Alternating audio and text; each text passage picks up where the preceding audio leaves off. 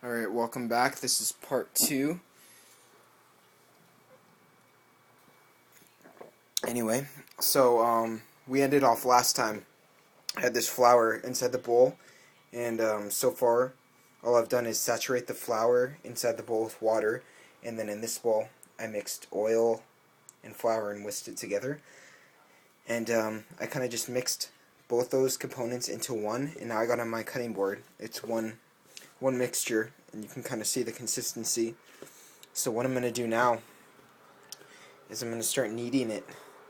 And at this point you can add the yeast. This is kind of a weird technique I've came up with on my own. So you have your little packet of yeast right here. What I'm going to do is I'm going to open it, and I'm actually going to spread it onto the cutting board. Hold on one second, I'm going to set down my phone while I do that.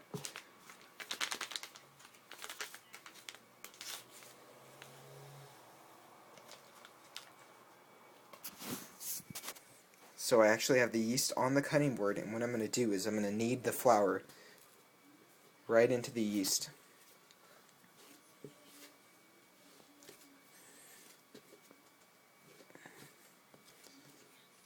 The whole kneading process takes about 10 minutes, and I'm going to kind of give you a condensed explanation on how actually to do it.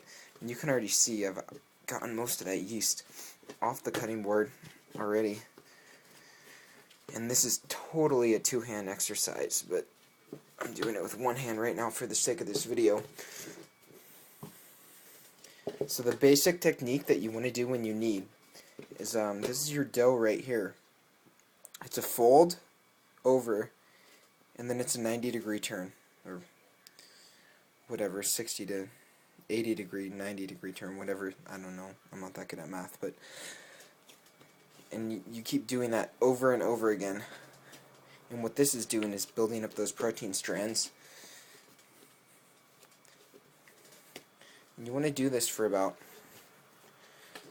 an initial 5 minutes before you add the last component, which is salt. I like to use kosher salt when I'm baking because I find that iodized salt kind of emits a strange odor after anything past 300 degrees. So what you do is you keep kneading the dough,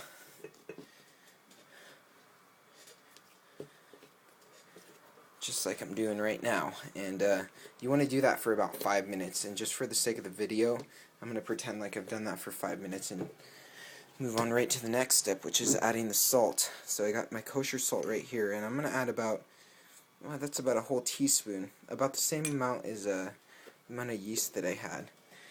Then you want to add that.